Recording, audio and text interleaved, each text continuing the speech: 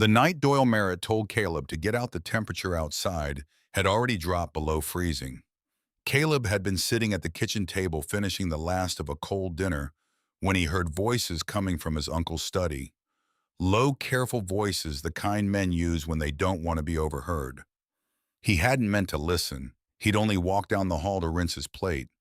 But the study door was cracked open just wide enough, and the name he heard stopped him cold. Vantage Timber. He stood there in the dark hallway with a ceramic plate in his hand and listened to his uncle negotiate the price of 340 acres of Oregon forest. Listen to Doyle describe the land the way a man describes something he's already spent casually, without sentiment, the way you talk about selling furniture you no longer need. Listen to the dollar amount exchanged across a phone line, a number large enough that Caleb felt the floor tilt slightly beneath his feet. He thought about the sequoia Edmund had described once sitting on the porch of the farmhouse on a summer evening as the one tree in the Siuslaw that didn't belong there by any natural logic, but had been there so long it had become the logic. He thought about what a chainsaw does to something like that.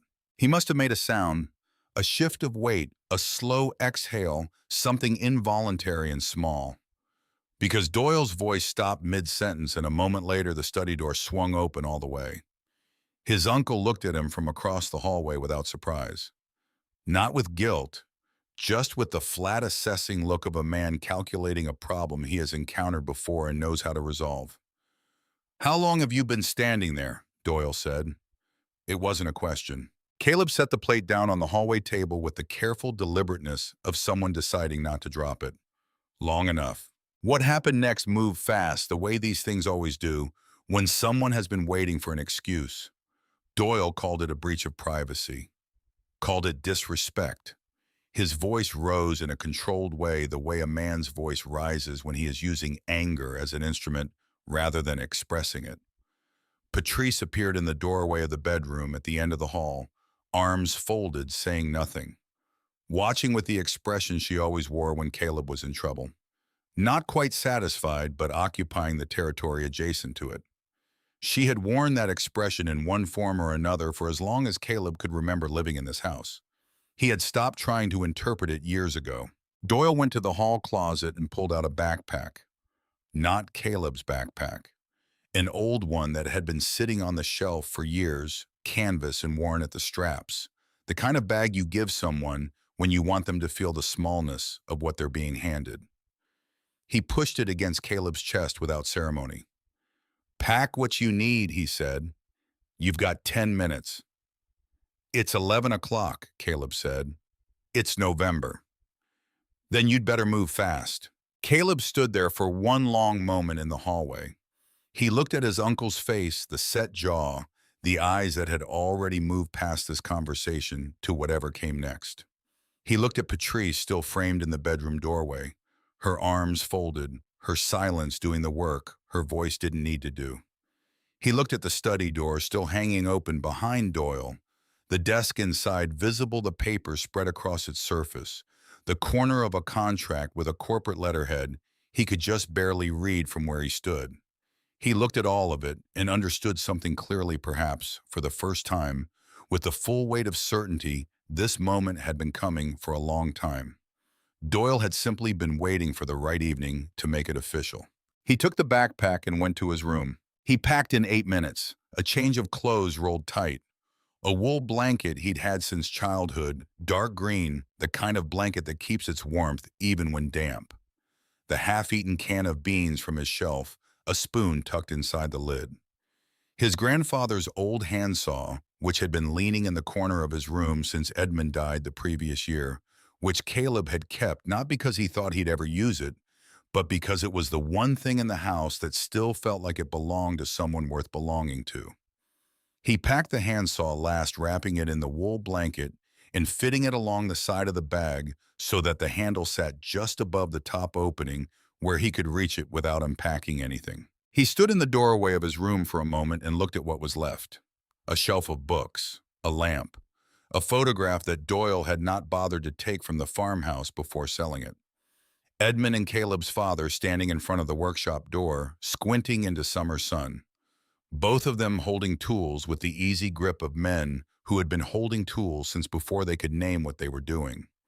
He took the photograph and folded it into the inside pocket of his jacket. Doyle was waiting in the kitchen when Caleb came back down the hall. He was holding something, a small object, turning it over in his fingers, the way a man handles something he has already decided is worthless. When Caleb reached the bottom of the stairs, Doyle held it out without looking directly at him, the way you extend something toward a surface rather than a person. A key. Old iron gone almost entirely to rust, the kind of key that belongs to a door someone stopped opening a long time ago. The kind of key that carries no value except to the one person who knows what it opens. Your grandfather left this, Doyle said. Along with that, he gestured toward the kitchen table. On it lay a piece of paper folded twice, yellowed at the edges. The paper softened from age to a texture closer to cloth than to wood pulp. Caleb picked it up and unfolded it carefully. It was a hand-drawn map, pencil lines on graph paper, irregular and precise. At the same time, the way a man draws when he knows exactly what he is drawing, but does not particularly care if anyone else can read it without effort. There were landmarks marked in Edmund's cramped handwriting. A creek with a small notation about seasonal flow direction. A ridgeline labeled with an elevation that meant nothing without context. A fork in a Forest Service road. And near the eastern edge of the map, a single tree drawn larger than every other tree around it, its trunk wider than the pencil lines on either side, with a small square shape sketched carefully into its upper branches. Too careful to be accidental, too small to be anything but intentional. He called it his quiet harbor, Doyle said. His voice carried something that might have been contempt, or might have been something older and harder to assign a name to the particular flatness of a man speaking about something he chose not to understand. 10 miles into the Siuslaw, said he built something out there years ago. He paused just long enough to be deliberate. I never went to check. Caleb looked at the map. He looked at the tree drawn larger than the others. He looked at the small square in the branches. He folded the map and put it in his jacket pocket alongside the photograph. That's all there is, Doyle said. That's everything he left you. There were things Caleb could have said. He understood standing in that kitchen that none of them would have reached anywhere useful, that the distance between where he stood and where Doyle stood was not the kind of distance that words cross. He had learned this about certain distances years ago. Some of them close while you're not looking. Some of them only grow. He put the rusted key in his pocket alongside the map, picked up the backpack, and walked out the front door into the November dark without looking back at either of them. The cold hit him immediately, the sharp Pacific Northwest cold that comes in off the Coast Range and settles into your lungs before you've taken 3 steps. The kind of cold that makes the inside of your nose ache and turns your exhaled breath into something briefly visible. The porch light behind him clicked off. He didn't turn around. He started walking. The road out of town ran east for 2 miles before it met the Forest Service road that Edmund's map indicated as the starting point. Caleb walked with his hands in his jacket pockets, the backpack heavy against his shoulders, the temperature dropping further as the town's residual warmth fell away behind him. He passed the last gas station at the edge of town where the fluorescent lights were still on behind the glass, casting a yellow rectangle onto the empty parking lot. He passed the last mailbox at the end of the last driveway before the road narrowed and the shoulders disappeared. He passed the last street light, its cone of orange light falling on nothing in particular, and then there was just the road ahead and the dark on both sides and the sound of his own boots on the asphalt. He thought about Edmund while he walked. His grandfather had been a carpenter, not a contractor, not a cabinet maker, a carpenter in the older sense of the word, a man who understood wood the way certain people understand another language, not by translating it, but by thinking in it. Edmund could look at a rough-cut plank and see what it wanted to become, could feel in the grain of a board of white oak, the direction it would move in humidity, could hold a piece of cherry wood against his palm, and tell you without instruments whether it had been properly dried. He built things because the act of building satisfied something in him that no other activity could reach. Not wealth, not recognition. Just the specific satisfaction of a thing made correctly from materials that had been properly understood. He had lived alone in a farmhouse outside of town for the last 2 decades of his life. After Caleb's grandmother passed in the early 90s, after Caleb's father died in a construction accident when Caleb was 4 years old, a fall from a roof in October, a clear day with no rain, the kind of accident that has no satisfying explanation and leaves behind only a collection of secondhand accounts and a gap shaped like a person. After the family that had once gathered around Edmund had gradually compressed down to Doyle on one side, with his wife and his plans, and Caleb on the other with his summers at the farmhouse and his grandfather's patient instruction, and the growing understanding that the farmhouse was the only place he had ever felt entirely at home. Caleb had spent every summer of his childhood there, learning to use a handsaw on scrap cedar, learning to read grain in a piece of oak before you cut it, because cutting against the grain wastes a tool and insults the wood. Learning the names of trees in the Siuslaw National Forest, the Douglas fir and the Sitka spruce and the red alder and the big leaf maple, and the coast redwood that Edmund said didn't belong there by geography, but had been there long enough that the question of belonging had become irrelevant. Edmund had died in the spring of the previous year, quietly in his sleep at 79, the way people who have worked hard all their lives sometimes die without drama, as if the body has simply finished what it came to do. The farmhouse had gone to Doyle, who had sold it within 3 months, clearing the property with an efficiency that Caleb had recognized even at the time as preparation for something else rather than grief. The furniture, the tools, the books, the workshop equipment, all of it dispersed, donated, or sold, or simply placed in boxes outside a Goodwill on the edge of town. Caleb had salvaged the handsaw from one of those boxes. He had been driving past and seen the box at the curb and pulled over without quite deciding to, and he had recognized the handle before he even registered what he was looking at. The particular shape of the grip, the way Edmund had wrapped the lower section with a strip of leather cord for purchase in cold weather, the small notch in the upper horn that had been there as long as Caleb could remember.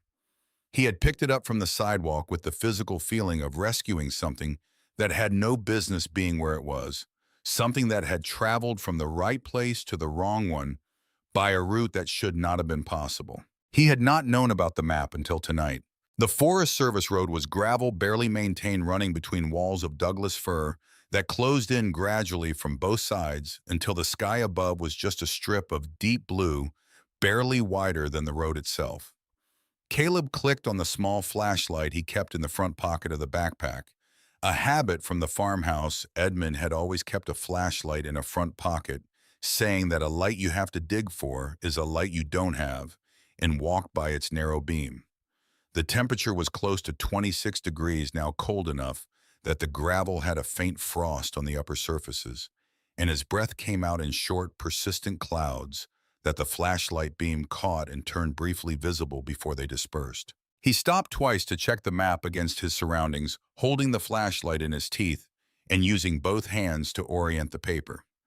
The first time was at a creek crossing where Edmund had drawn a small plank bridge and a notation about depth.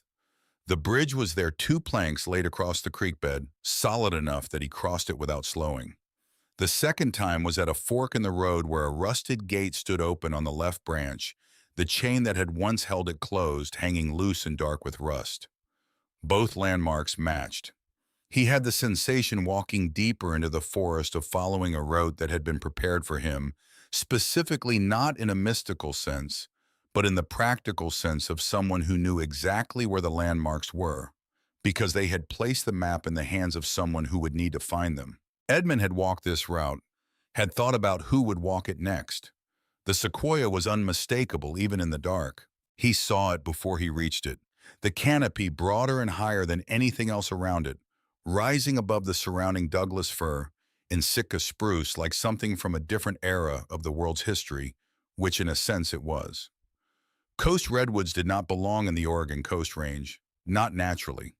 Their range ended further south in the California fog belt.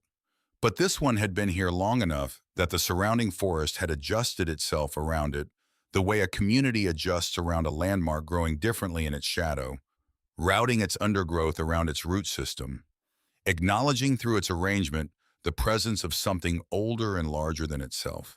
Edmund's map had drawn it larger than the other trees, standing at its base with the flashlight beam catching the lower curves of its bark, the color of old brick, deeply furrowed, soft-looking. Despite its density, Caleb understood why. The tree was not just bigger than the others, it was of a different order of size entirely, its base circumference requiring a long arc of vision to take in its trunk, rising straight and enormous into the darkness above. He tilted the light upward and found the treehouse. It was higher than he had expected, higher than he'd pictured it from the small square drawn on the map. The structure sat in the fork of two massive primary branches, roughly 60 feet off the ground, accessible by a ladder of wood and rope that descended the trunk in three sections, each section connected to the next by a small intermediate platform where you could rest your weight and assess the next section before committing to it.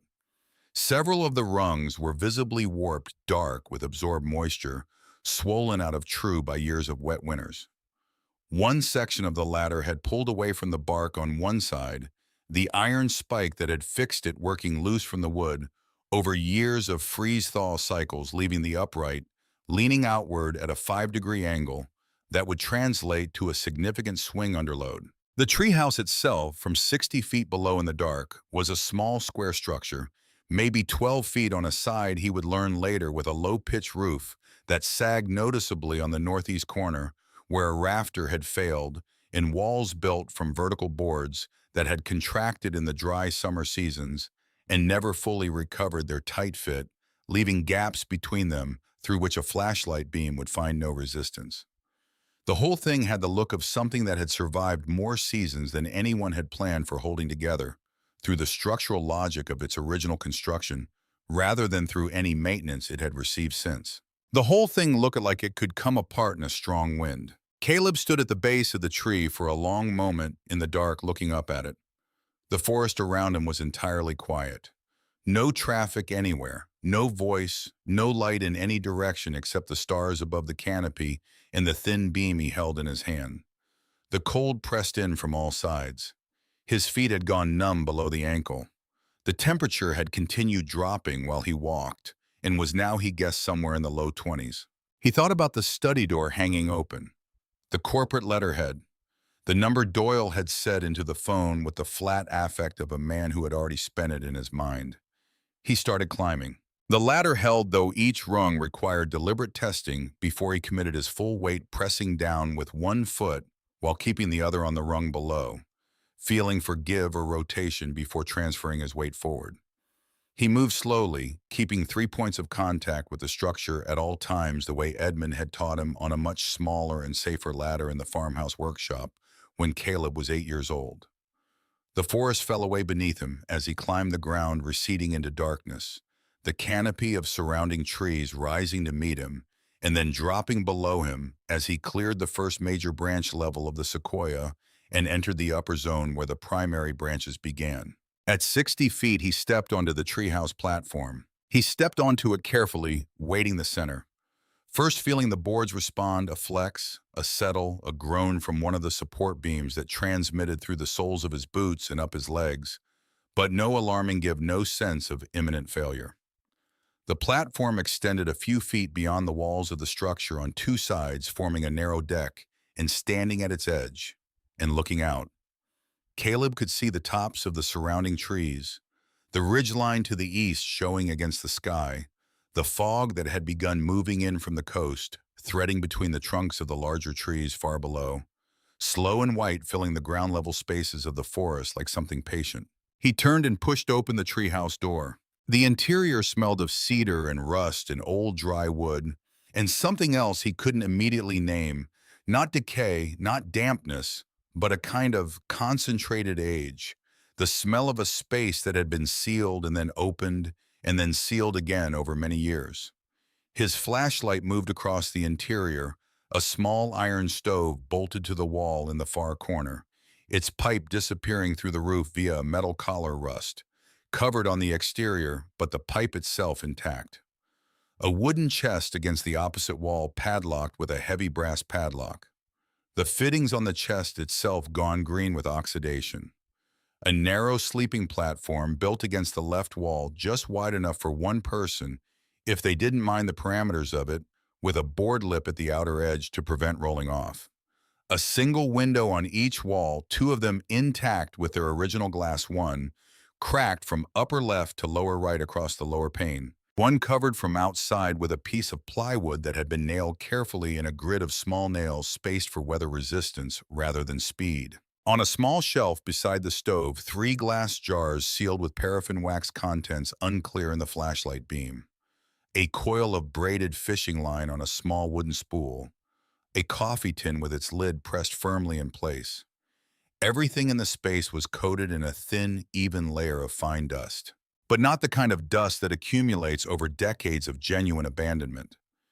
Caleb had been in truly abandoned spaces, a barn on the back of the farmhouse property that Edmund had stopped using in the 90s, a tool shed at the edge of the property that had been locked and forgotten. This was not that kind of dust. That kind of dust has depth, has layers, has the particular gray density of years. This was a season's dust, maybe two, the surface coating of a space that had been actively maintained and then left for a specific period rather than forgotten. He moved the flashlight slowly across the space a second time, looking for what the first pass had given him the overall layout of.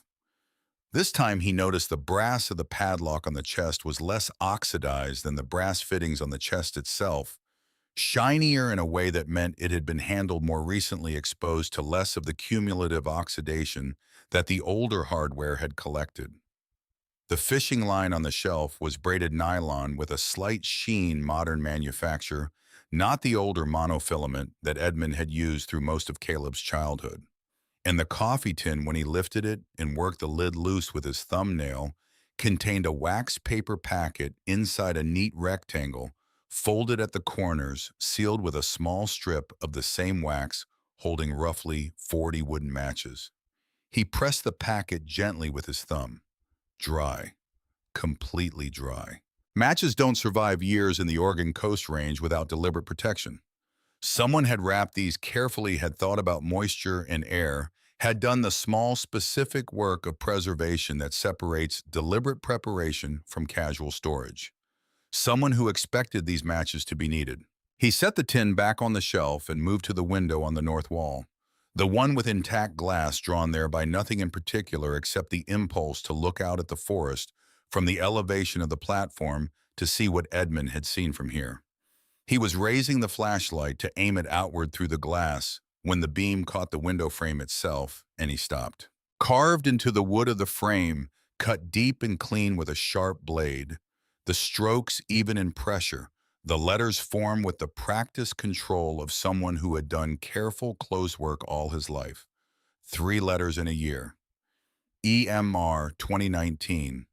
Edmund Marcus Redding Merritt. Caleb stood looking at the carving for a long moment without moving. 2019. Not 1987 when Edmund had built this place. Not during some chapter of his life that had passed before the family gathered around him before the farmhouse, years before the gradual narrowing of things. 4 years ago, when Edmund was 75 years old, when Caleb was 15, spending that particular summer at the farmhouse, learning to join a door frame in the workshop, unaware that 10 miles away, on the same days he was learning the feel of a router plane against end grain. His grandfather was climbing 60 feet into the branches of a sequoia to carve his initials into a window frame. He pressed his thumb into the carving. The edges were still sharp. Not the soft, rounded edges of old cuts, but the defined edges of work done within the last few years. Edmund had been here recently, had chosen to come back here as an old man to this high and difficult and private place, and had done something that required planning across multiple visits and careful advance preparation. He had not been confused. He had not been wandering. He had been working. Caleb stood at that window for a long time with his thumb against the carved letters, listening to the wind begin to move through the upper canopy of the sequoia above him, the whole tree making a sound that was less a creak than a conversation between the wood and the air. The long, slow articulation of something enormous, adjusting to changing conditions, neither resisting nor surrendering. Then he pulled out the flashlight and began to examine the floor. He covered it in a systematic grid, 3 horizontal passes, each overlapping the last by 6 inches, moving from north wall to south wall. He was on his third pass near the south wall when he found it, a section of flooring that didn't respond the way the rest of it did.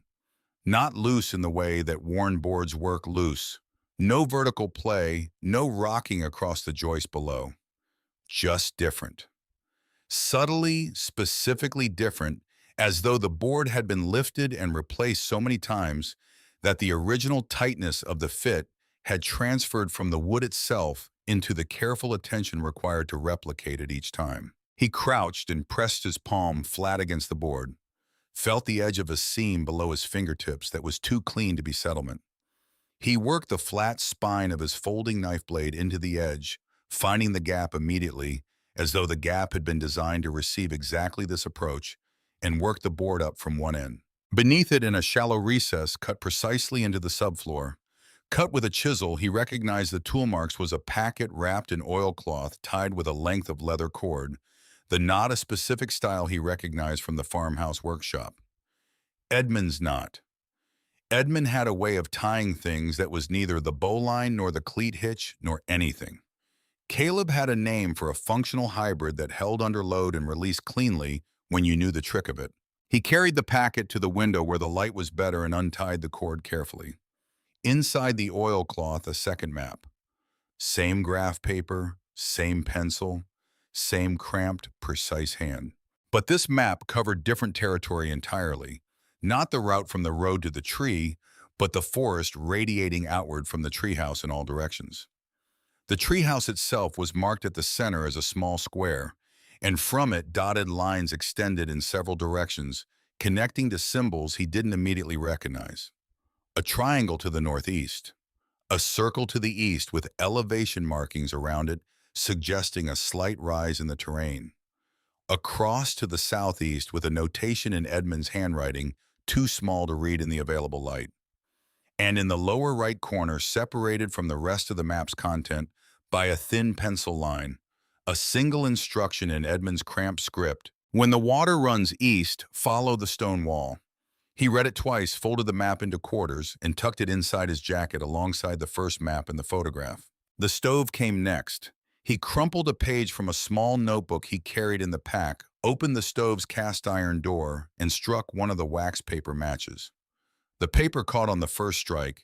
The matches were as good as Edmund had made them. He fed small sticks from a bundle he found stacked neatly behind the chest, then a split piece of cedar from a stack against the east wall, newer than the rest of the interior, the cut ends not yet darkened by age, placed by someone who had thought about the sequence of fire starting and left the materials in the order they'd be needed. The stove drew badly at first, smoke pushing back through the open door and into the room, filling the lower 3 feet of the interior and stinging his eyes. He left the door ajar and gave it time. After several minutes of clearing, as the column of warm air in the pipe established its pull, the draw improved and then steadied, and the smoke climbed. Within half an hour, the stove was producing real heat, not the diffuse warmth of a large room furnace, but the focused, direct heat of a small cast-iron box working correctly.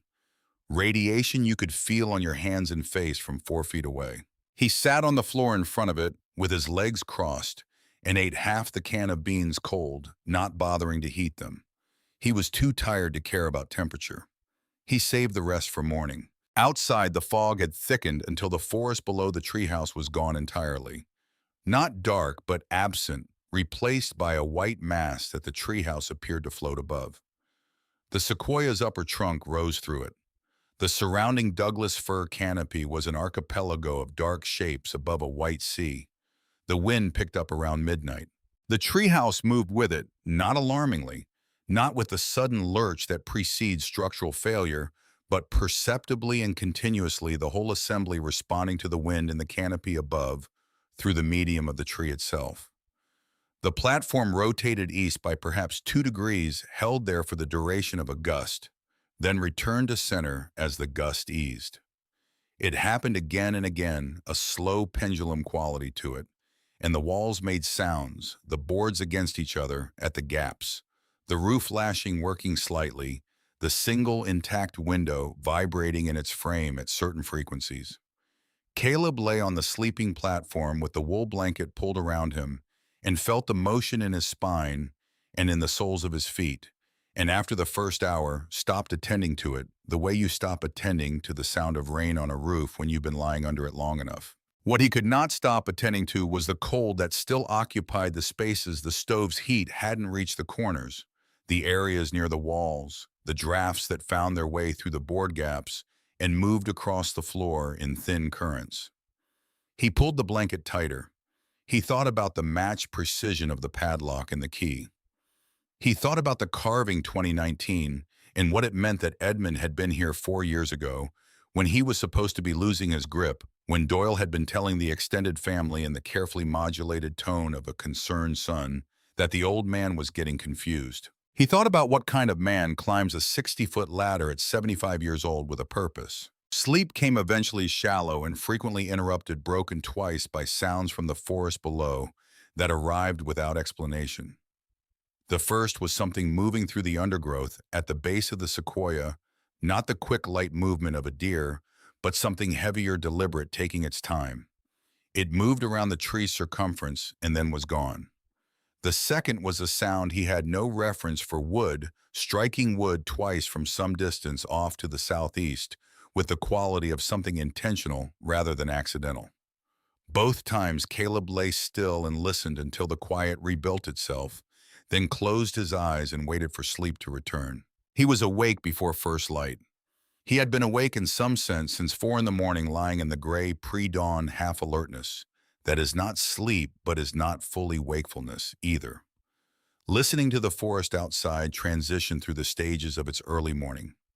First the complete silence of the deepest hours, then the tentative single notes of the earliest birds in the canopy above, then the gradual accretion of sound as more birds added their voices, and the forest floor below began its slow daily business. He got up and went out onto the platform. The fog had settled during the night, dropping from the mid-canopy level to the ground, and the forest was now visible below him in the gray pre-dawn light, the massive trunks of the Douglas fir and Sitka spruce descending into a ground layer.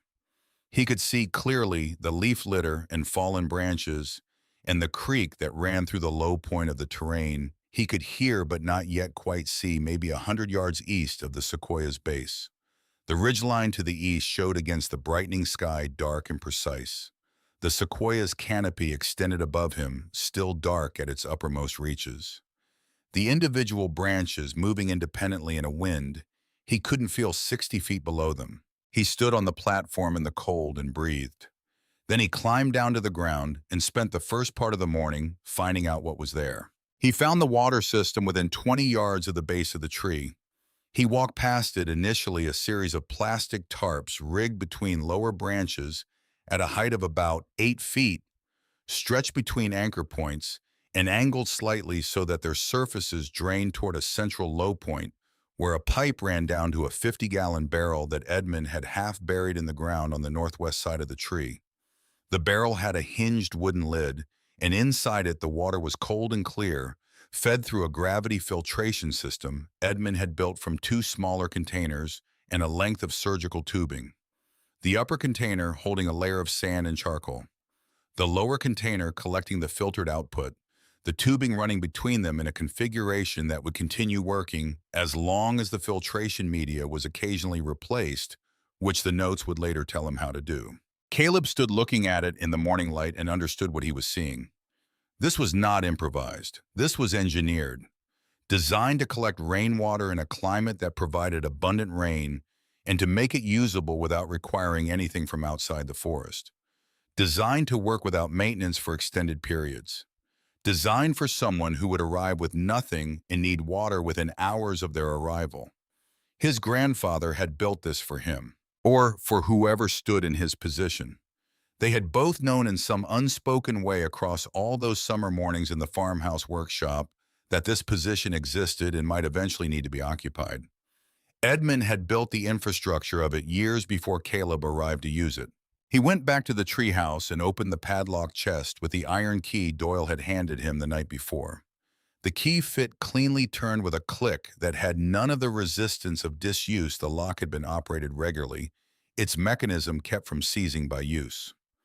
Inside the chest, a second wool blanket sealed in a heavy-duty Ziploc bag, a folding camp knife in a leather sheath, two empty glass bottles with screw-top lids, a small coil of parachute cord, a folded rain poncho in olive drab, and at the bottom beneath all of it, placed as though it was the reason the chest existed and everything else was packing material, a flat wooden box with a hinged lid and a small brass clasp. He set the box on the sleeping platform and opened it. Inside, tied with a strip of leather cord in Edmund's knot, was a stack of pages handwritten in Edmund's cramped and careful script on pages torn from a composition notebook. The pages were numbered in the upper right corner with a pencil, the number small and precisely placed. He counted them. 41 pages. On the first page at the top, in letters larger than the rest, not quite a title, Edmund would not have used that word for it, but serving the function of one. If you're reading this, they finally ran you off. Good. Now the real work begins. Caleb sat on the edge of the sleeping platform with the box in his lap and read the first 3 pages. Then he stopped. Not because he wanted to stop, but because his hands had begun to shake, and he needed a moment that was not about reading. He set the pages down beside him and looked at the stove the fire had burned down to coals during the night, and he rebuilt it with fresh wood and sat with his hands open toward it while the wood caught and the heat came up again, and he thought about the words on page 1. The pages were not a story. They were not a letter in the conventional sense. They were something between instructions and confession, Edmund's account of this place, of what he had built here, and when of what he had done in 2019 and why. They were written in the direct, unsentimental voice of a man who had spent 60 years communicating through the things he made, rather than the words he spoke, and who was now, for reasons the first pages only began to explain, choosing to communicate in words, because the thing he needed to convey could not be built from wood. Edmund had known by 2019 at the latest what Doyle intended to do with the land, had known the conversations his son was having, the contacts he was making, the shape of the plan forming, in the careful way that Doyle planned things. He expected resistance to gradually, without announcement, building the conditions for a transaction that would appear inevitable by the time anyone thought to question it. Edmund had known and had responded not with confrontation, not with lawyers or family ultimatums, but with patience and precision, and the particular kind of preparation that belongs to a man who understands that some things take years to build if they are to hold. Caleb read the 3rd page. It ended mid-sentence, continuing on the 4th. He stopped at the end of the 3rd. He put the pages back in the flat wooden box and closed the lid. Set the box on the shelf beside the stove where he could see it. Stood up and put on his jacket and stood in the middle of the treehouse for a moment with his hands at his sides. Outside, the fog was lifting. Through the cracked window, he could see the forest below, taking on definition as the morning light strengthened the shapes of the individual trees, becoming distinct, the creek catching the first horizontal light and showing as a line of silver between the dark trunks. Somewhere in the upper canopy, a Steller's jay announced itself with the specific abrasiveness of its kind. The sequoia groaned once deep, and settling the sound of a large structure adjusting to temperature change. He looked at the wooden box. He looked at the second map folded inside his jacket. When the water runs east, follow the stone wall. He didn't know yet what was at the end of that instruction. He knew only that Edmund had placed it there deliberately, as he had placed everything else deliberately. The padlock, the matches, the cedar wood stacked in sequence, the 41 pages numbered in the upper right corner. He knew that the map and the instruction and the flat wooden box and the carving in the window frame were all part of the same preparation, aimed at the same moment, waiting for the same person to arrive. He would need to repair the roof. He would need to fix the 3rd section of the ladder. He would need to learn the snare system and the water system and the stove thoroughly enough to trust them through a mountain winter in the Oregon Coast Range, which was not a mild climate and did not make allowances for people who had not prepared for it. And he would need to follow the second map when the time came. But first, he stood at the cracked window and looked out at the forest. His grandfather had walked for 50 years, the 340 acres of Douglas fir and Sitka spruce and red alder, and one enormous coast redwood that someone was currently negotiating to sell to a timber corporation for the value of its board feet. And he let himself feel the full weight of where he was and how he had arrived here, and what Edmund, who had known exactly what he was doing, had built this place to receive. The sun cleared the eastern ridge.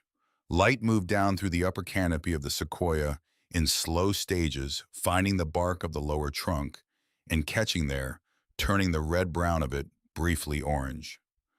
The fog in the forest below continued its retreat, pulling back from the trunks, thinning at the edges, and the forest floor emerged into the morning with the clarity of a place that has been washed and is drying. Caleb Merritt picked up his grandfather's handsaw, opened the treehouse door, and went to work.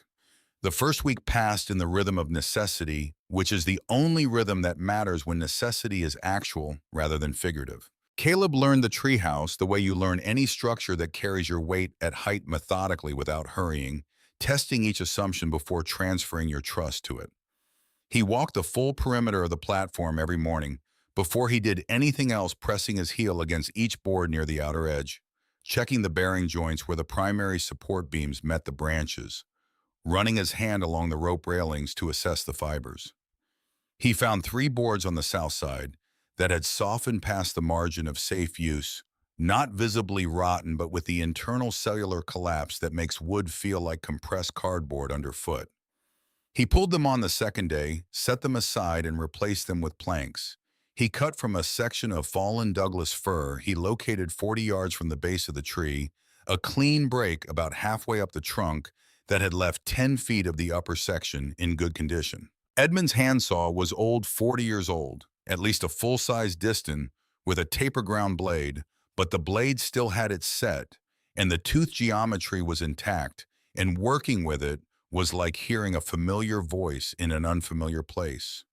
The same draw weight, the same slight tendency to want to track right on the push stroke that Edmund had corrected him on a dozen times over a dozen different summers in the workshop. He fixed the third ladder section on day 3. The iron spikes that had fixed the uprights to the bark had pulled partly free on both sides over years of freeze-thaw cycling, leaving the section with enough outward lean that it would put you at an angle above the drop. He redrove the spikes where the bark had reclosed around the original holes, finding solid wood beneath, and reinforced both uprights with lengths of parachute cord from the chest, lashing them in the cross pattern. Edmund's notes described for load-bearing rope work. The geometry of the lashing, distributing tension across both directions rather than concentrating it at the spike points. He tested each rung afterward with his full body weight, applied gradually and then suddenly, and found the section solid. Not new, not without eventual maintenance requirements, but solid in the way that correctly done work is solid, honest, testable, not asking you to take anything on faith. The roof was the largest single problem. The northeast corner had been failing for at least 2 seasons. The rafter that carried that corner had separated from its bearing at the wall plate along a span of nearly 4 feet, and the roof sheathing above it had followed, pulling away from the rafter and admitting a gap that admitted water. Edmund's notes addressed this in specific detail on pages 7 and 8, the section written in the step-by-step voice of a man who had anticipated exactly this failure mode and wanted to ensure that the person who followed him could address it without tools they might not have. Caleb read those 2 pages 4 times before he began. Then he spent a full day on it, working from above, where he could reach the rafter ends, cutting new blocking from cedar, reseating the rafter in its bearing, and refastening with the ring shank nails from a small canvas pouch at the bottom of the chest. Not common nails. Ring shank, the spiral-threaded nails that resist withdrawal and cyclical loading the way common nails cannot. Edmund had known that the wet-dry cycle of a mountain climate works nails loose, the way water works everything loose given enough time. He had left the right nails, Caleb lay on his back under the repaired section in the cold, looking up at the corrected geometry of the rafter against the roof boards, and thought about the specific foresight required to leave ring-shank nails. Anyone could leave nails. Edmund had thought about what kind. The snare system occupied most of the next 4 days. Edmund's notes devoted 11 pages to it, not just the mechanics of snare construction, which Caleb had learned in a general way during his farmhouse summers, but the specific topography of this particular forest and the specific patterns of movement it produced. Game trails and water crossings, and the fence lines that concentrated deer and rabbit movement into predictable corridors. The difference in snare height and loop geometry between rabbit and grouse.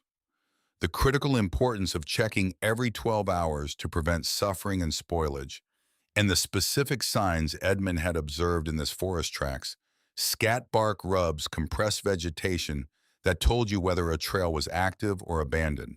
He read all 11 pages before he set his first snare.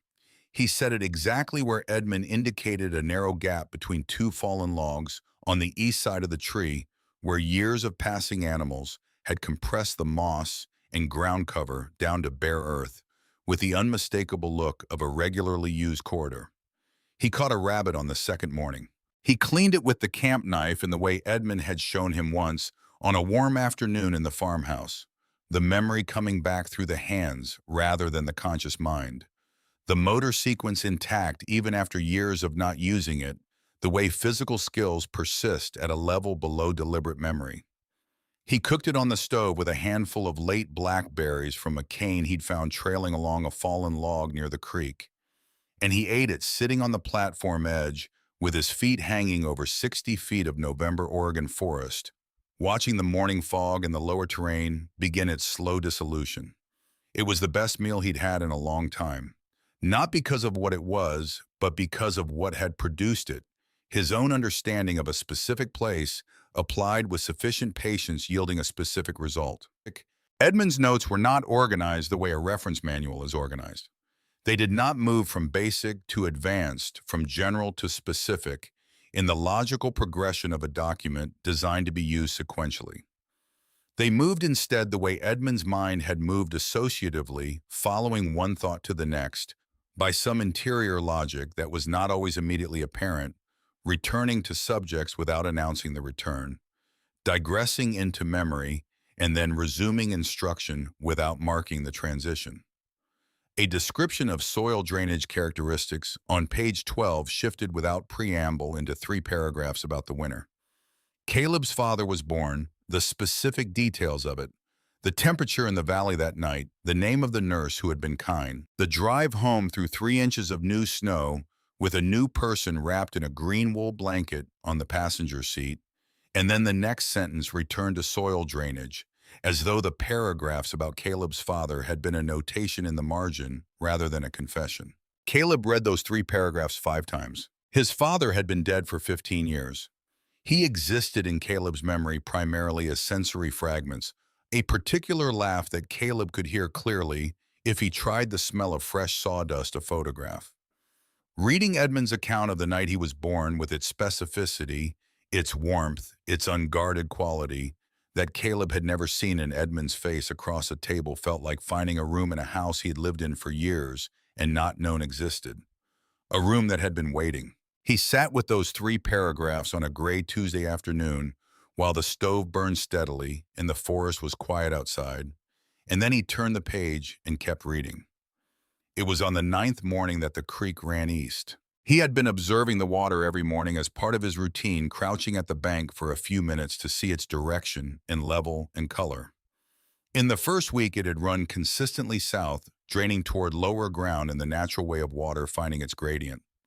After 2 days of steady rain, the kind of slow total Oregon coast rain that is not heavy but is completely unrelenting, soaking every surface with patient thoroughness, the flow pattern changed.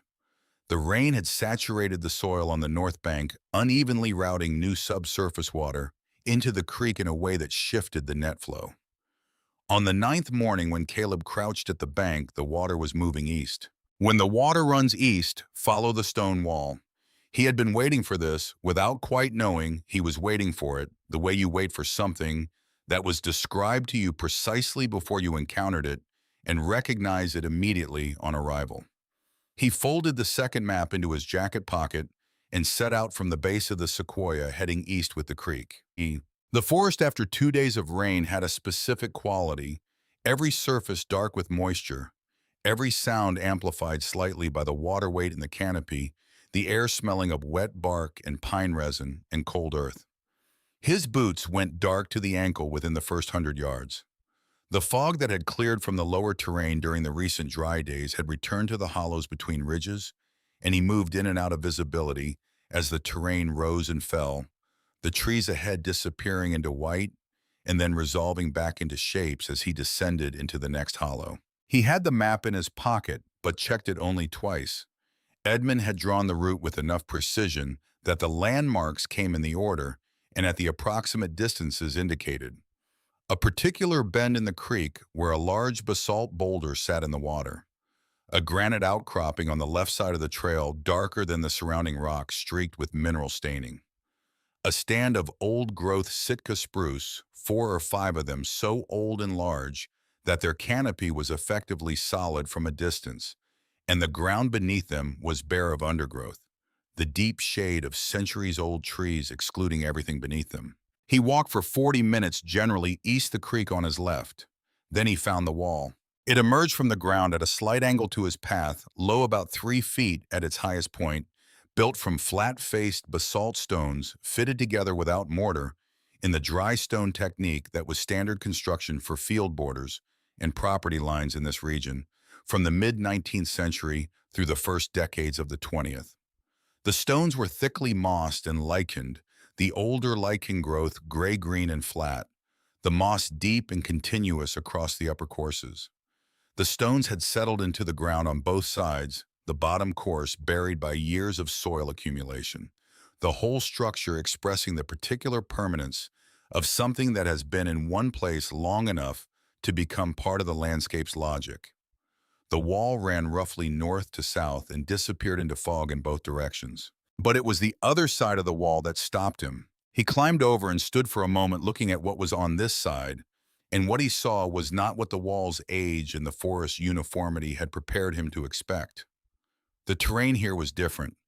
The undergrowth composition was different, different species in different proportions, growing in a pattern that was not the natural pattern of undisturbed forest, but the recovery pattern of ground that had once been organized by human use and was slowly returning to something else. The trees were spaced differently in a way that suggested the negative space left by something large that had once occupied the center of this clearing. He walked forward 20 feet and crouched, pressed his palm through the mat of moss and dead needles to the ground beneath. Concrete. A broad, low slab, the edges broken and heaved at the corners by decades of frost cycles, but the main body flat and solid and unmistakable under his hand. 20 feet across and perhaps 40 feet in depth, the footprint of a substantial building.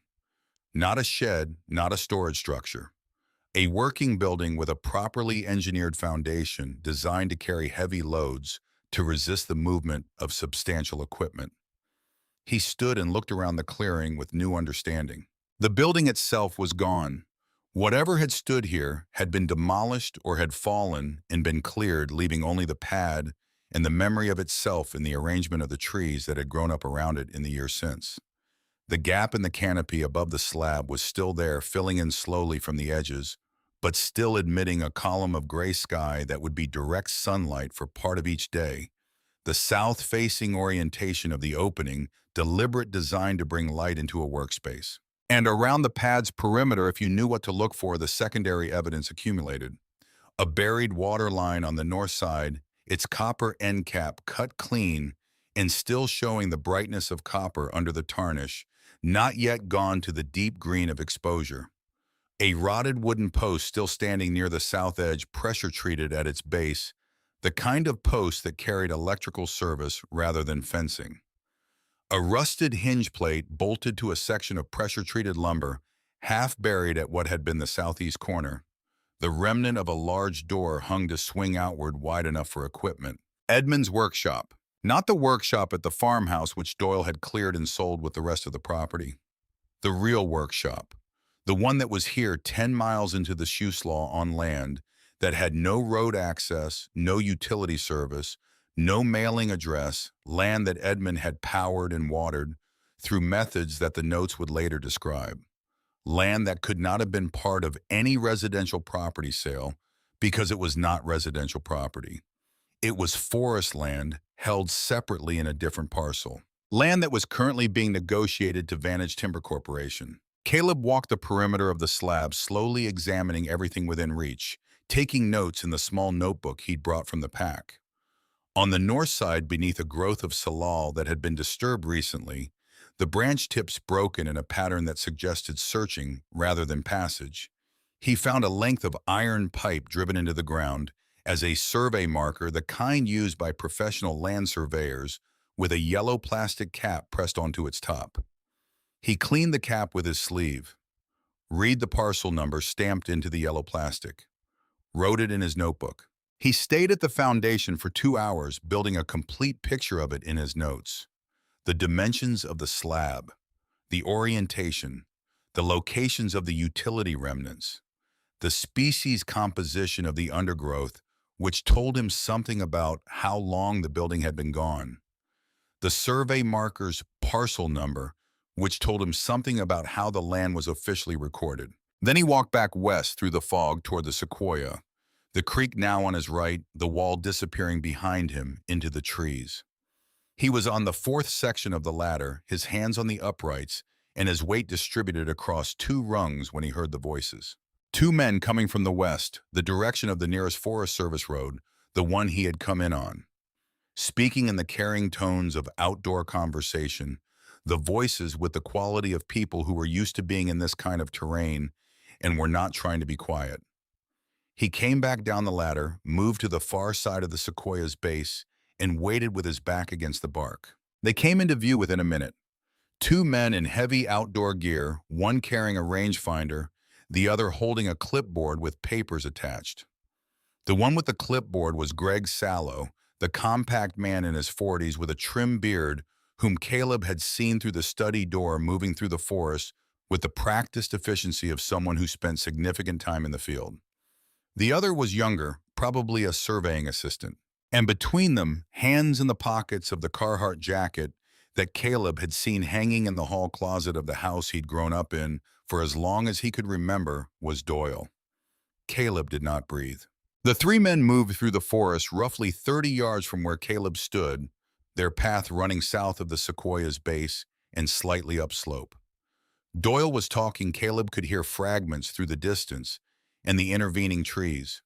Numbers, access routes, the word staging, the language of an operation in its planning phase, the language of a man who had already made the decision and was working out the logistics of executing it. And then Doyle stopped. He had stopped because he was looking at the sequoia. He stood still for a long moment, looking up at the tree with an expression Caleb could not fully read at 30 yards, but recognized the general shape of the assessment of a man looking at something large and appraising its practical value. The fog had thinned enough that the tree's full profile was visible, its canopy spreading above the surrounding forest in its characteristic broad dome. Sallow looked up also, made a notation. Then Doyle pointed at the tree and said loudly enough for Caleb to hear it clearly at 30 yards. "That one first." 3 words. The 3 men continued south. Their voices faded. The forest took them and the sound of them and returned to its own quiet, and Caleb stood with his back against the bark of the sequoia for a very long time. He thought about the treehouse 60 feet above him, the stove, the wooden box with the 41 pages, the ladder he had spent 3 days making safe. He thought about the foundation pad behind the stone wall, the water line with its copper end cap, the survey marker with its yellow cap. He thought about his grandfather, 75 years old, climbing this ladder. He thought about what it would sound like a chainsaw starting up at the base of this tree. He climbed back up and built the stove and sat down with the notes and read until the light was gone. The 3rd day after the sighting in the early evening, Caleb was sitting on the sleeping platform reading page 23 when he heard it. Not the distant movement he'd heard on the first night. This was different, a sound from directly below the treehouse at the base of the tree, with the specific quality of something large moving at a deliberate pace rather than passing through. He set the pages down and went to the south window, the one with the intact glass, and looked down. 60 feet below at the base of the sequoia, a black bear was working the base of the ladder with its nose. An adult large, he couldn't judge weight from 60 feet in low light, but the animal's shoulder height as it stood to investigate the ladder's lower section was substantial. It had come in from the south along the creek bank and had stopped at the sequoia with apparent interest, probably drawn by the residual smell of cooked rabbit and the smoke from the stovepipe. Caleb watched it without moving. The bear dropped to all fours and circled the base of the tree, moving in a slow ellipse that took it fully around the circumference of the trunk. It stopped on the north side, stood again, and raked the bark with one forepaw, 5 clean parallel gouges that Caleb could see from above, even in the diminishing light. Then it dropped again and went back to the ladder, putting its nose close to the lower rungs. Caleb was very still. Edmund had written about bears on page 31. He had written about them with the directness of someone who had shared this forest with them for decades and had arrived at a settled understanding. There are bears in this forest. There have always been bears. They are not interested in you unless you give them a reason. Don't cook meat near the ladder base. Don't leave food on the ground. Don't climb down at night if you hear something large moving below. The height is your protection, use it. The height is your protection. Caleb stood at the window and did not move and did not make a sound for 22 minutes while the bear worked the base of the sequoia, investigating the water barrel and the area around it, returning twice to the ladder, occasionally looking upward into the canopy with the flat, unhurried gaze of an animal that was not alarmed but was assessing. At no point did the bear attempt the ladder. At some point, Caleb couldn't identify exactly when the transition was gradual. The bear lost interest and moved away to the south, back toward the creek. Its progress audible for another few minutes as diminishing sounds in the undergrowth, and then gone. Caleb stayed at the window for another 10 minutes. Then he went back to the sleeping platform and sat down. He read page 31 again. Then he moved all his food to the highest shelf, the shelf Edmund had built 6 feet up on the east wall above the normal reach of anything that might enter through the door, and thought carefully about his cooking practices. The rabbit had been cooked on the stove and eaten on the platform directly above the base of the tree. He would cook on the ground in future farther from the base and clean up thoroughly. He had understood the instruction. He had needed to see the reason for it before he fully believed it. That was another thing Edmund had always said: some knowledge only completes itself in the body. The second major storm arrived in the 3rd week of November. Caleb had been watching for it. Edmund's notes describe the signs in detail, pages 22 through 25, not as a warning but as an education in reading a forest. The behavior of birds in the 24 hours before a Sirius system moved in their patterns changed. Their feeding became compressed into shorter windows. The species that sheltered in the denser understory moved up into the canopy as the pressure differential changed. The quality of the silence that preceded a major storm was different from ordinary forest quiet, heavier, more uniform, the kind of stillness that had presence rather than just absence. Sound carried differently when the barometric pressure was dropping, and if you had paid enough attention to the baseline, you could hear the difference. Caleb had been paying attention. He spent the full day before the storm in preparation. He relashed every loose roof section with fresh cord from the chest, going over each connection twice and testing each one with his weight. He reinforced the east railing where a joint had worked slightly loose. He filled every water container he had, the 2 glass bottles from the chest, the coffee tin, the glass jars from the shelf, from the barrel below, carrying them up in multiple trips and storing them near the stove. He stacked enough split cedar beside the stove to last 3 days without going to the ground. He tested the door latch twice and added a secondary wooden wedge to prevent it from blowing open under pressure from outside. Edmund had written the tree bends: tie the roof, don't fight the wind. The only thing that breaks in a mountain storm is something that decided to be rigid. The storm came in just after midnight. The first sound was in the upper canopy, a roar that arrived before any other sensation. the sound of wind hitting the sequoia's crown at a speed that had been building over open ocean for days. Then within minutes the rain arrived, not the steady Oregon drizzle, but a hard horizontal rain driven by gusts that hit the treehouse walls with impact with mass, with something that felt like intent. The entire sequoia moved not the gentle pendulum of the previous night's wind, but a full committed movement, the platform rotating east by 5 degrees, holding there under the sustained pressure of a major gust, then returning as the gust broke. The walls spoke the boards against each other, at the gaps, the roof lashing working hard, the window glass vibrating in its frame at the resonant frequency of the gust. Caleb held the center beam and let the movement happen. He had to check the roof twice. The first time a gust caught the northeast corner, the one he had repaired, and pulled at the lashing enough that he could see the boards flexing above the rafter when he looked up from inside. He climbed onto the narrow section above the stovepipe, working in the intervals between gusts, retightening the lashing with both hands in the rain, the flashlight between his teeth, the wind trying to take him sideways. He was not fighting it.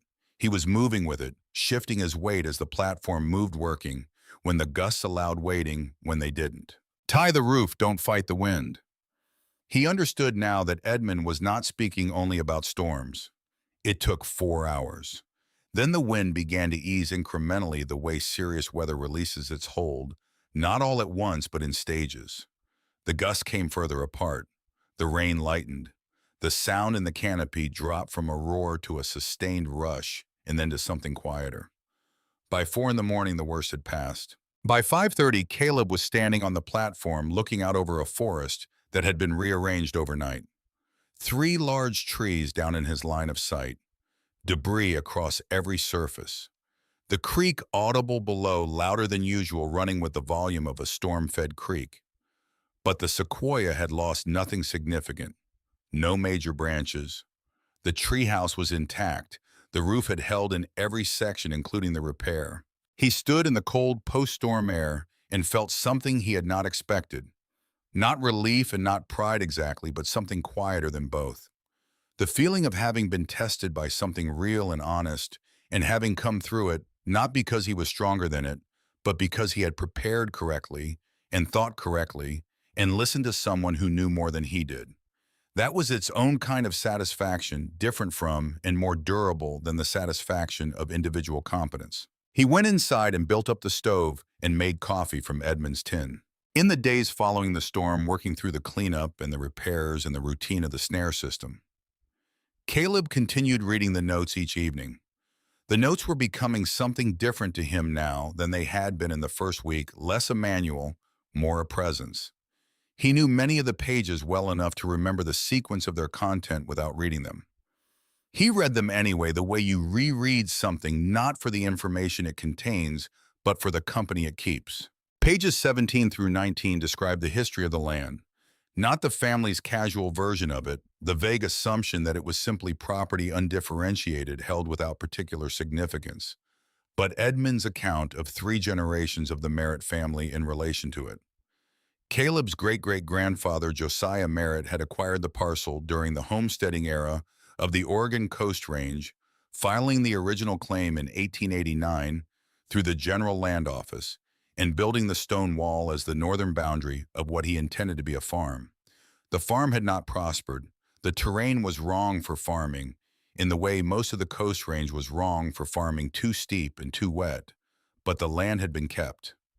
Kept through the Depression, when there had been offers to sell, kept through 3 successive lumber booms that had stripped most of the surrounding private timber, kept through Edmund's generation, not because it generated income, but because Edmund's father had told him in the specific language that Caleb recognized as the family's version of a principle that some things were worth more standing than fallen. Pages 20 and 21 describe what Edmund had done in 2019. Not the preparation of the treehouse, which came later, but the legal groundwork that preceded it. And it was on page 34, on a still evening, 2 weeks after the storm, that Edmund came back to this subject in full. Caleb sat on the sleeping platform by the stove's light and read Edmund's account of the spring of 2019, the months he had spent before coming to the treehouse. The Portland attorney he had found specifically because the man was not connected to the family, not known to Doyle, not someone Doyle would think to contact. What Edmund had filed, what had been recorded. Caleb set the page down on the platform beside him and sat still for a long time looking at the stove door and the slow pulse of orange light from the vent. Then he stood and went to the window and looked out at the forest, dark now, the creek audible below the upper canopy, moving slowly against the stars. He went back to the wooden box and found the oilcloth packet beneath the pages, the one he had noticed on the first morning and had left deliberately sensing that it belonged to a later moment in the sequence. He untied the leather cord and unfolded the oilcloth. Inside, a manila envelope sealed his name written across the front in Edmund's hand. He opened it. The document inside was 2 pages of legal paper formal language, the kind of language designed to be unambiguous, notarized at the bottom of the second page, with a stamp and a signature and a date.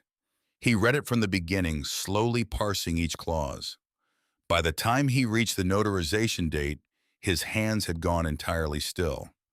March 14th, 2019. A certificate of title. 340 acres of Siuslaw National Forest, adjacent land parcel number, matching the survey marker he had found at the foundation pad. He check transferred in full to Caleb James Merritt. Not to the estate, not to the family collectively. To Caleb James Merritt by name irrevocably in fee simple. 4 years ago, when Caleb was 15 years old. At the bottom of the document below the notarization in Edmund's hand, original held by Wendell Fitch, Portland. Go yourself. Trust no one else. He stood at the cracked window and looked out at the forest. 340 acres. The creek, the stone wall, the foundation pad, the survey marker with its yellow cap, the one enormous coast redwood that Doyle had pointed at and said 3 words that one first. All of it already his. Had been his for 4 years. While Doyle sold the farmhouse and cleared the workshop and handed a rusted key to a 19-year-old at 11 o'clock on a November night and called it everything the old man had left. He folded the document carefully and put it back in the envelope. He placed the envelope in the inside pocket of his jacket against his chest. He stood at the window until the last light was gone from the forest and the sequoia's canopy was just a dark shape against a dark sky. And then he turned back to the stove and added wood and sat down to read the remaining 7 pages. Edmund's final pages were different in tone from everything that had come before. The associative quality was gone. The digressions, the passages about wood and weather and the names of trees, the 3 paragraphs about Caleb's father, all of it fell away in the last 7 pages, replaced by something more direct and deliberate. The voice of a man who had said what he wanted to say and was now saying what needed to be said. Edmund described Doyle without anger. This was the first thing Caleb noticed. No bitterness, no accumulated grievance, just the clear-eyed assessment of a man who had watched his son become someone he recognized but did not entirely understand. Edmund had written Doyle is not a bad man. He is a man who learned early that things have prices and never learned that some things have value instead. I don't blame him for that. I blame myself a little for not teaching him differently. But blame doesn't build anything, and there isn't time for it now. The second thing Edmund described was the sequence of events he had anticipated. He had understood by early 2019 that Doyle was in contact with timber interests. He had known the shape of the approach, the casual mentions of maintenance costs, the suggestions about timber rights, the questions about parcel boundaries and survey history. He had recognized the approach from other contexts over a long life. He had also recognized that confronting Doyle directly would produce nothing useful. Doyle would deny it, delay it, find a workaround. And Edmund was old. His authority had been declining for years, accelerated by the mild cognitive episodes that a doctor had diagnosed in 2018, and that Doyle had been describing to other family members with a particular shading, not lying precisely, but shaping the story in a way that made Edmund sound less reliable, less to be taken seriously in disputes involving property or money. Edmund had understood what Doyle was doing. He needed me to seem confused. So I let him think I was. It was not difficult. I had been watching people believe what they wanted to believe my entire life. Doyle wanted to believe the old man was losing his grip, so I gave him evidence of it. I forgot names when he was present. I repeated stories. I misplaced things conspicuously. He was kind about it in his way. He thought he was watching a sad decline. He was watching me work. Caleb read that passage 3 times. The last 4 pages describe what Edmund had done in those years. The meetings with Wendell Fitch, the title transfer, the careful documentation of parcel boundaries using original homestead surveys Edmund had kept in a fireproof box. He described the one vulnerability in the arrangement time. The title transfer was valid and recorded, but recorded in a county system that Doyle had no reason to check. If Vantage completed due diligence on the parcel before Caleb presented the title, there was a narrow window in which Doyle could challenge the transfer on grounds of diminished capacity, a claim that would fail given Fitch's documentation, but which would consume time during which trees could be falling. Don't wait for them to find it. Go to Fitch first. You'll know when to go. You'll know because they'll have found you, and you'll understand that staying hidden is no longer the right move. When that moment comes, go directly. Don't send a letter. Don't call. Walk in the door yourself with the copy I left you and tell him Edmund sent you. He's been waiting. Caleb folded the last page back into the box with the others. He sat for a long time looking at the stove in the midnight quiet of a mountain forest. Edmund had prepared him, had prepared Fitch, had prepared the forest itself, the water system, the snares, the 41 pages in the precise sequence a person would need them, as if Edmund had known the shape of the next months, down to the detail of which skills would be needed, in which order. He blew out the candle and put his back against the wall and let the stove's warmth carry him towards sleep. The Vantage man arrived on a Wednesday morning. Caleb had been at the foundation pad for a second time, making more detailed measurements and re-examining the survey marker and its immediate surroundings when he heard the ATV somewhere to the southwest, moving with the confidence of someone who knew the terrain. He put his notebook in his jacket, climbed back over the stone wall, and moved through the trees toward the sequoia approaching from the north to keep the trunk between himself and whoever was coming. He heard the ATV stop, then a gate, a chain latch being worked, then the engine closer, then stopped entirely, then footsteps. A man in his 30s appeared from the south wearing a Vantage timber vest over a heavy jacket, carrying a handheld GPS unit and a folding clipboard. He moved through the forest with the proprietary ease of someone who had already decided they were not trespassing. He stopped at the base of the sequoia. He looked up at the ladder, at the platform, at the closed treehouse door. He made a note on his clipboard. He keyed data into the GPS. Then he raised his voice toward the upper branches. "Hello, anyone up there?" Caleb stood 10 yards away behind the trunk of a large Douglas fir and did not answer. The man waited. Then he made another note, walked the perimeter of the sequoia, slowly crouched at the ladder base, stood up and took 3 photographs of the treehouse from different angles with his phone. Then he walked back the way he had come. Caleb listened to the ATV start up and move away to the south, the engine note diminishing through the trees until it crossed the ridge and was gone. He stood in the forest after the sound faded and felt the quality of the silence that followed the particular quality of a silence that has been created by a departure, the sense that something that was not supposed to happen has now happened and the forest has acknowledged it and gone back to its business. They had found the treehouse. They would tell Doyle. Doyle would know someone was here. The moment Edmund had described was here. Caleb climbed up to the treehouse, banked the stove, stored everything on the high shelf, and left the treehouse exactly as Edmund had left it for him, the matches wrapped in their wax paper in the coffee tin, the tools in the chest with the padlock closed on Edmund's key. He descended the ladder 1 rung at a time and stood at the base of the sequoia with one hand on the bark for a moment. Then he picked up his pack and walked west out of the Siuslaw. He reached the highway 3 hours later, waited 40 minutes at the shoulder before a logging truck slowed a driver in his 60s who looked at the pack and the outdoor gear, in the 3 weeks of forest living that Caleb supposed was visible on him, in some way he couldn't assess, and asked no questions. He was dropped at the Eugene Greyhound station as the afternoon light was going. Portland in late November was cold and wet, and smelled of rain on concrete and bus exhaust. He arrived with $40 from a small amount Edmund's notes had specified to keep folded in the wooden box emergency money don't touch, except for Portland. He walked 6 blocks to a coffee shop and used their Wi-Fi to find the address of Fitch Legal Services on Southwest Morrison. The office was on the third floor of a building that had been there a long time and made no effort to appear otherwise, oak paneling a reception area with chairs that had been comfortable in a previous decade. A receptionist in her 60s with the measured composure of someone who had seen most of what people bring through doors and had developed a calibrated response.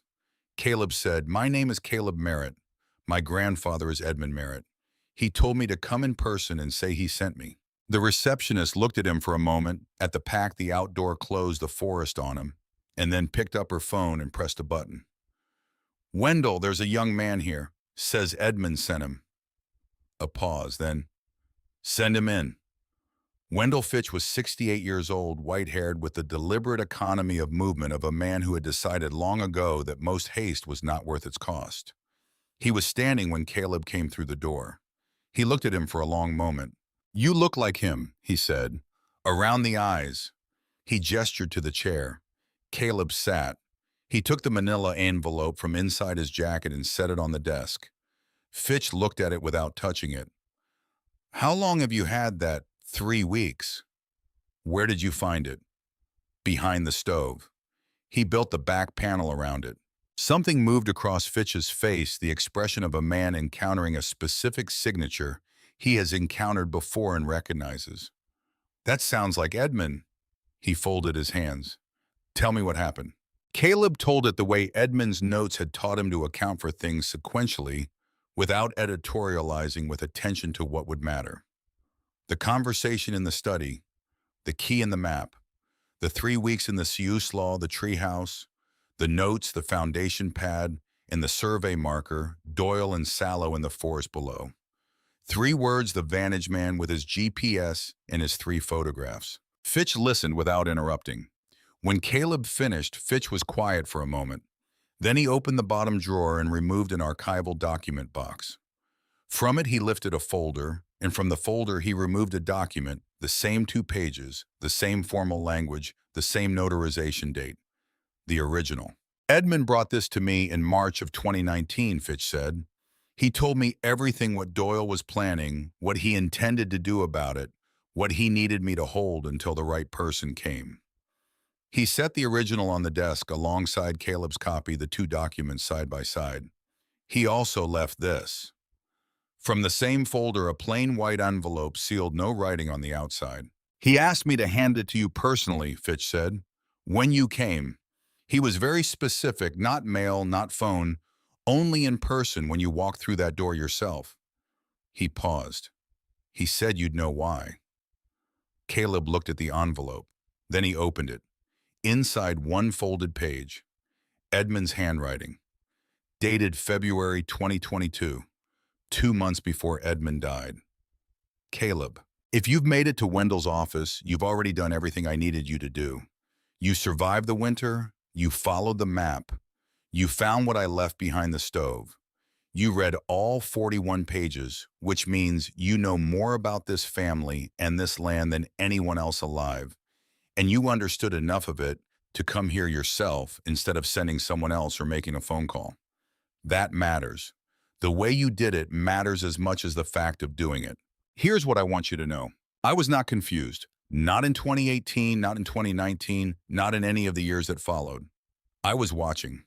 I watched Doyle the same way I watch wood grain, looking for where the stress was, where it wanted to go, how to work with the nature of the thing rather than against it.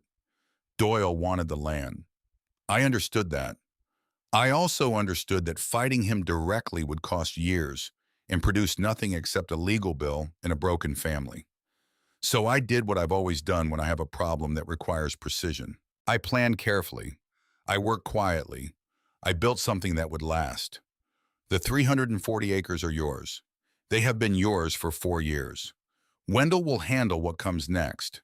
Your job is to be present, to be clear about what you own and what you intend, and to let the legal process do what it does when the documentation is correct. But there is one more thing. Behind the stone wall on the north side of the foundation pad, under the salal, where you found the survey marker, go back and look again. Look at the ground 2 feet east of the marker.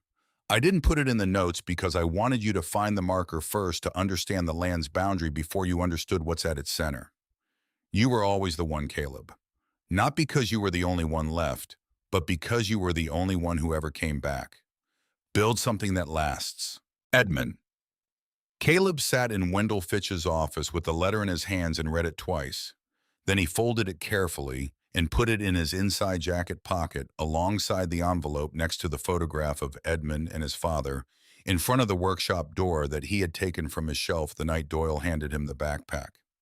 Fitch was watching him with the patience of a man who has learned when to wait. He said to go back to the foundation pad, Caleb said. I know, Fitch said. He mentioned it. He paused. He said you'd understand it when you found it. They spent 2 hours in the office. Fitch walked him through the legal situation with the precision of someone who had been preparing this briefing for 4 years. The title recording in Lane County, the documentation of Edmund's mental competency at the time of transfer, the affidavits from Dr. Ruth Calloway, Edmund's treating physician who had assessed him in 2018 and found his cognition entirely intact. Fitch had anticipated the diminished capacity argument before it existed, had built the counter-documentation over 3 years quietly and methodically in the same spirit in which Edmund had built everything else. What Doyle has done, Fitch said, is attempt to sell land he does not own to a corporation that has not completed due diligence. When Vantage runs their title search, which they will do before any closing, they will find the 2019 transfer. Their contract with Doyle becomes void at that point, and Doyle becomes liable to Vantage for costs incurred in reliance on his representations. He told them he owned it, Caleb said. He believed he owned it, Fitch said carefully, which may be relevant to intent. It doesn't change the legal reality. He folded his hands on the desk. My recommendation is that we don't wait for their title search. We contact Vantage directly today with a copy of the recorded title. Let them discover the situation on their terms. It produces a cleaner outcome and it removes the time pressure. Caleb thought about Edmund's letter.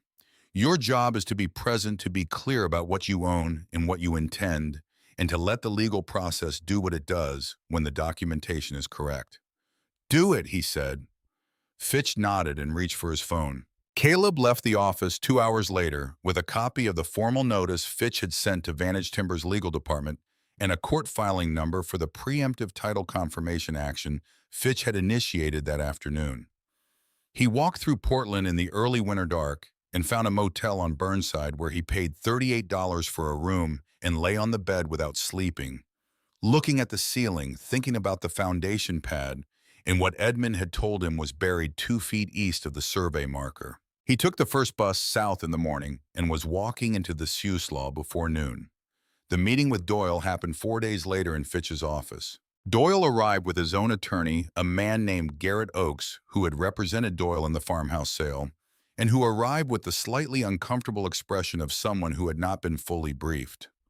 Doyle himself looked older than he had looked in the forest 3 weeks earlier.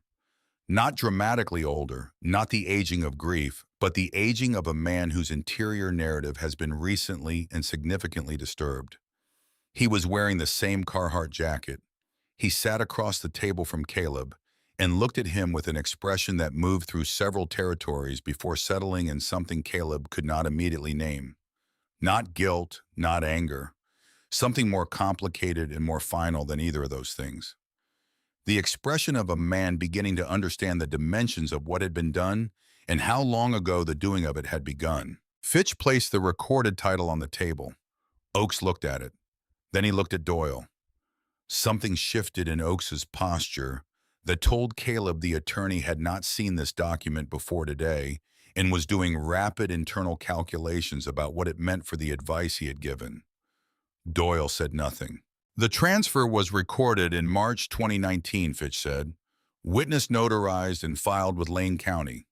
Your father's mental competency at the time of transfer is documented by his treating physician, Dr. Ruth Calloway, whose affidavit is in the supporting materials you have in front of you. He slid the folder across the table. Vantage Timber received notice of the recorded title 48 hours ago. They have suspended all activities on the parcel and have indicated they intend to pursue recovery of survey and legal costs from the party who represented the land as unencumbered. Oakes looked at the folder. He was very quiet. Doyle looked at Caleb. He never said anything, Doyle said. His voice was level, but something beneath the level surface was not. The whole time, he never said a word about any of this. Caleb looked at his uncle across the table. He thought about what Edmund had written, a man who learned early that things have prices and never learned that some things have value instead. He thought about the handsaw in a box on a Goodwill curb. He thought about the photograph on the shelf that Doyle had left behind. He thought about a 75-year-old man climbing 60 feet of a ladder in a November forest with something specific to do. He said plenty, Caleb said.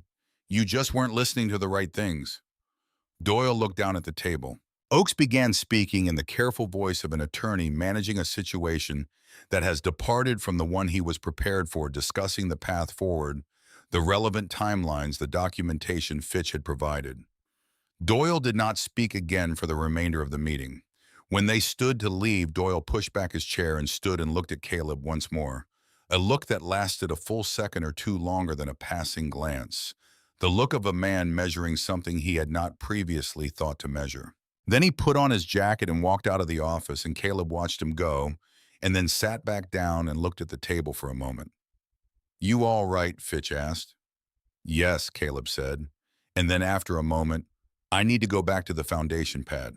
The legal process moved over the following weeks with the methodical momentum that Fitch had predicted. Vantage's claim against Doyle for fraudulent misrepresentation, the title confirmation preceding the survey that Caleb himself commissioned. He was present for all of it, in Fitch's office and county records rooms, in the field, with a surveyor walking every boundary line against the original homestead surveys Edmund had kept in a fireproof box that Fitch produced from his document storage. Caleb was present not because the process required his presence, but because Edmund's letter had been clear: be present, be clear about what you own. He was present, he was clear. He went back to the foundation pad 3 days after the meeting with Doyle. He walked in from the highway alone, the route as familiar now as anything he'd ever walked regularly. The terrain reading to him in its own language which rises were which sounds meant, which changes in the canopy overhead, where the creek would be audible before it was visible. The frost was heavy, and the creek was running east again after 2 days of rain, and he followed it east to the stone wall and climbed over and crossed the foundation pad to the north side, where the salal grew low along the wall's base. The survey marker, yellow cap bright in the gray December light, 2 feet east. He measured it with his boot. He pulled back the salal and pressed his hands into the soil. The ground here was different from the surrounding ground, darker, compacted differently.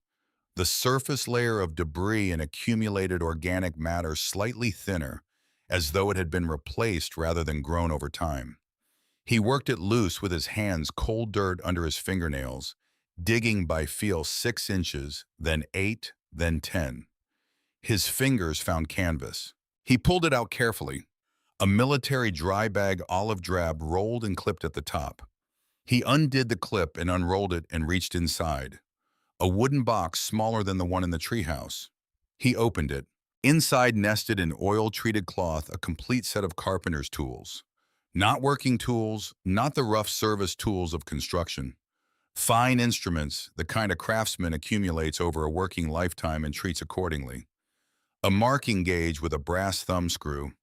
A set of bench chisels graduating from 1/4 inch to 2 inches, each edge oiled and sharp, each handle worn smooth by decades of use. A combination square with a rosewood handle and a blade that showed no deflection when he sighted down it. A small smoothing plane with a tote of figured walnut. Each tool individually wrapped in its cloth, each edge protected, each handle smooth in a specific way that only comes from being the right tool in the right hand for a very long time. Edmund's personal tools, the ones that had not been in the farmhouse workshop, the ones Caleb had looked for when Doyle cleared the property and had not found anywhere. Beneath the tools, a rolled paper tied with a leather cord. He unrolled it on the ground of the foundation pad, holding the edges with two stones. A building plan, hand-drawn on drafting paper in Edmund's hand dimensions to the eighth of an inch material specified by species and grade joinery, indicated at each connection with small detailed drawings in the margins. A timber frame workshop, the same footprint as a foundation pad, designed to sit on the existing concrete slab. Designed to be built with hand tools and knowledge rather than with machinery. At the top, workshop for CJ Merritt build when you're ready. At the bottom, the sequoia will give you two dead standing trees worth of clear lumber if you look at the northeast corner. Don't take the living ones. The standing dead have been drying for years. They'll be better than anything you can buy. Caleb knelt on the cold ground of the foundation pad and looked at the plan for a long time. He thought about a man in his 70s driving 10 miles on a Forest Service road and then walking the rest carrying a dry bag with a wooden box and a rolled plan, kneeling in the rain to bury them 2 feet east of a survey marker that he had placed himself, filling the hole back in and covering it with salal, knowing that the person who would dig it up did not yet exist in the configuration they would need to be in to come here, had not yet been given a rusted key, had not yet walked 10 miles in November, dark, had not yet climbed a 60-foot ladder, or read 41 pages by stovelight, or survived a mountain storm, or looked out a cracked window at a forest with a new understanding of what the word own actually meant. Edmund had built the conditions for this moment to happen, had built them years before this moment existed. Caleb rolled the plan and put it in the dry bag with the tools, sealed the bag, strapped it to the top of his pack. Then he stood and looked at the foundation pad. The concrete slab was sound at its center. The gap in the canopy above admitted good south-facing light. The creek was 40 yards east, accessible year-round. The stone wall made a natural windbreak on the north side. Edmund had chosen this location with the same attention he brought to everything attention that looked effortless, because it was the product of 6 decades of practice. Caleb spent the next month learning the forest the way Edmund's notes described, not as a visitor, but as someone responsible for a system. He walked every section of the 340 acres in the order Edmund had mapped them, learning the drainage patterns in the timber age, in the places where old growth survived alongside second growth, understanding the land not as board feet and assessed value, but as a living thing that had been in his family for 3 generations, and that would, if he did his part, outlast him by several more. He found the 2 standing dead trees in the northeast corner exactly where Edmund had said they would be. Eastern white pine, both of them dead, standing for at least a decade. The outer wood checked and weathered the inner wood when he bored a test hole with Edmund's brace and bit that he found wrapped at the bottom of the toolbox, dry and clear and clean, the color of old honey. Enough timber for the workshop frame and then some. He spent the dark days of January reading Edmund's notes again. All 41 pages this time, not for instruction, but for company. He knew most of them well enough to follow from memory.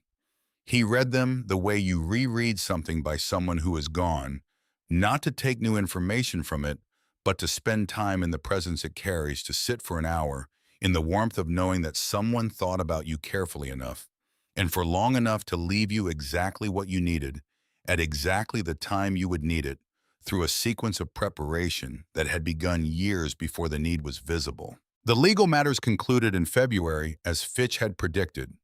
Vantage Timber's claim against Doyle settled out of court. The terms were not disclosed, but the settlement existed and was signed, and the look on Oakes's face during the final filing was the look of a man who had spent several months managing a situation he would have preferred not to manage. The title confirmation was finalized and recorded. The 340 acres were unambiguously, permanently, legally Caleb's. He received a letter from Doyle in March. Short, careful in its language. Not an apology in terms, but something in the direction of one, an acknowledgement crafted with the precision of a man who had chosen each word, that Edmund had made his intentions clear in a way that Doyle had failed to understand. It said that Doyle did not contest the title. It said nothing else of real substance. Caleb read it once and put it in the wooden box with Edmund's notes, not because it deserved to be there alongside those pages, but because leaving things uncontained had never been Edmund's way, and he was learning Edmund's ways. He broke ground on the workshop in April. He felled the two standing dead pines himself using Edmund's saw, and the felling technique from the notes the specific sequence of cuts that brought each tree down in the direction intended without binding the saw blade. The detail about watching the curve for movement before the final cut. The instruction about standing clear on the uphill side. He milled the timber by hand with the frame saw he built, according to Edmund's design, from a third dead tree he found at the edge of the northeast sector. A slow process, the kind of work that empties the mind and fills the body with something between exertion and satisfaction.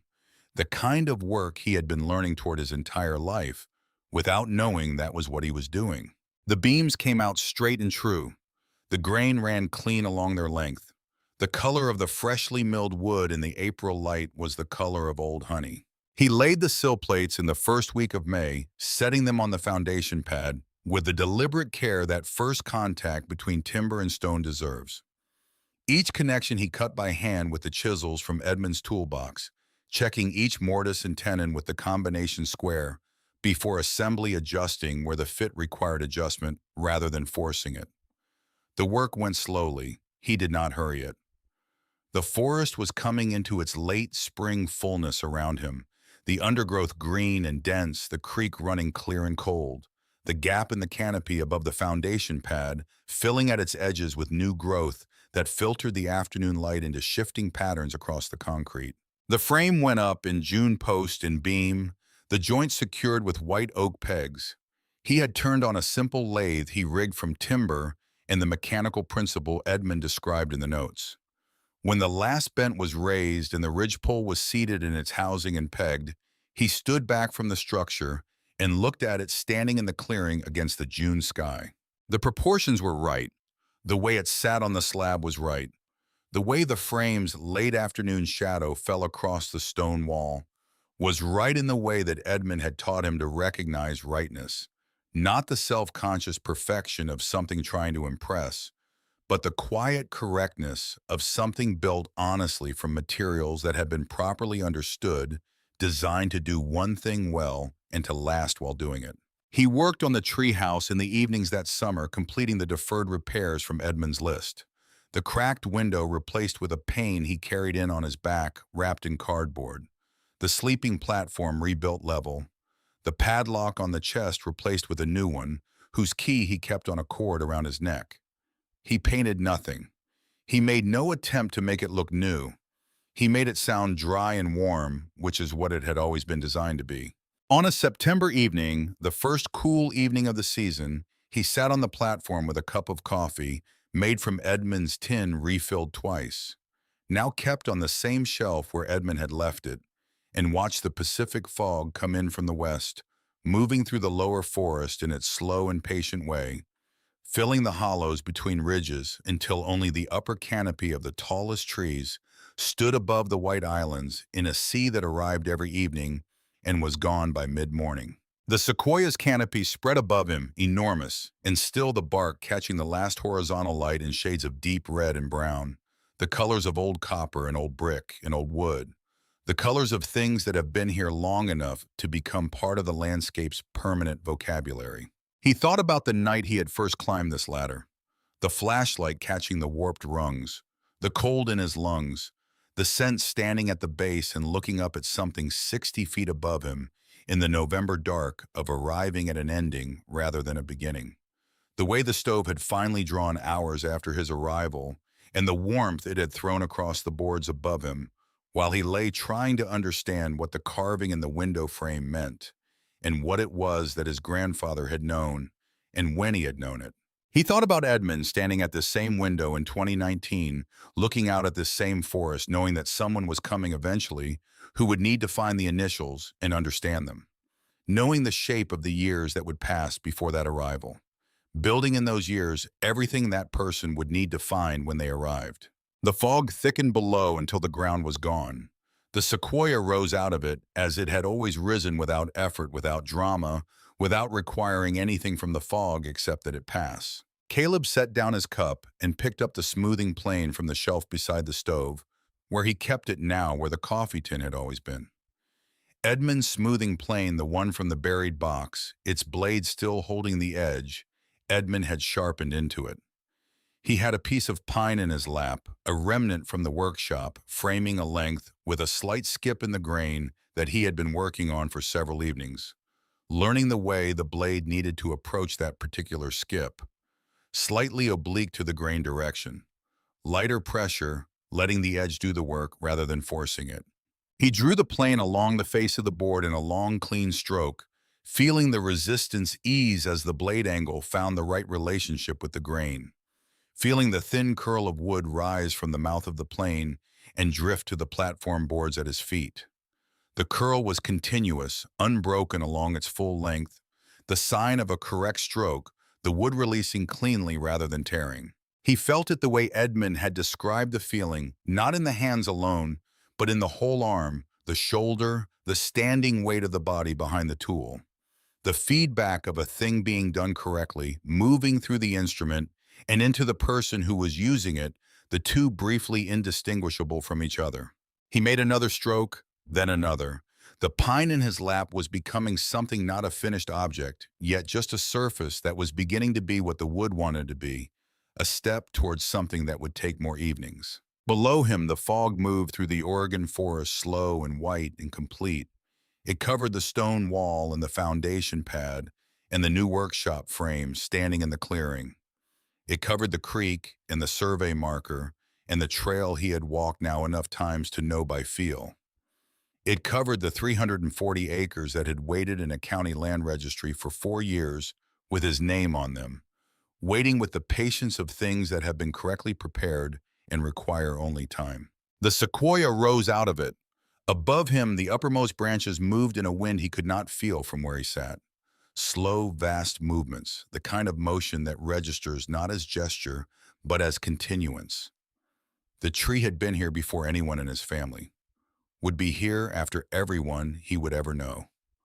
Was not waiting for anything, did not require anything, had simply been continuing in the way that old living things continue when they have been left to do what they were built to do. Caleb Merritt sat on the platform of his grandfather's treehouse in the September dark and planed a piece of pine by feel as the light failed completely around him, each stroke deliberate, each curl of wood settling to the boards at his feet, the tool moving through the wood the way Edmund had taught him with the grain. Not against it, patient and precise and without any unnecessary force. He did not stop until the stars were fully out above the sequoia's canopy, and the board in his lap was smooth to the touch from end to end, and the Oregon forest had settled into its night silence below him, and there was nothing left to hear except the creek running east over its stones, somewhere in the dark, and the slow articulation of the sequoia in the wind above, and the quiet that lives at the center of a place where someone has done a day's work well and is sitting still at the end of it with nothing left to prove and nowhere else to be.